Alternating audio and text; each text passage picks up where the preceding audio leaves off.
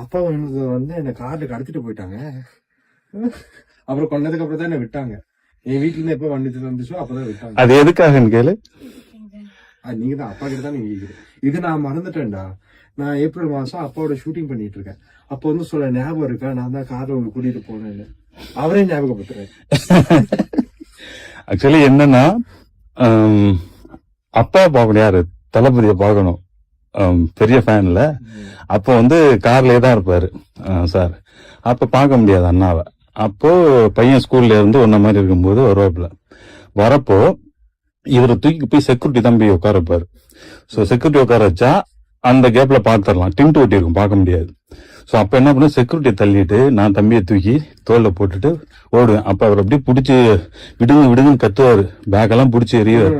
தூக்கி போட்டு கார்ல உட்கார வச்சு. எனக்கு தெரியாது, யாரோ வந்து தூக்கிட்டு போட எனக்கு பயம் வருமா இல்ல, நீயே சொல்லு, பயம் வருமா? 6th படிச்சீங்க.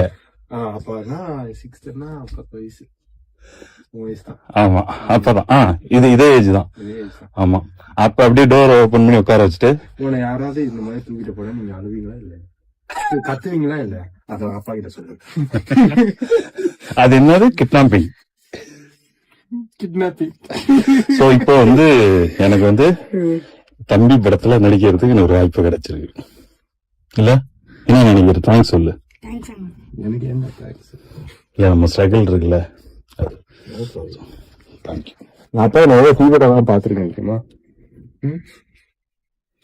தேங்க்ஸ். Okay, thank you.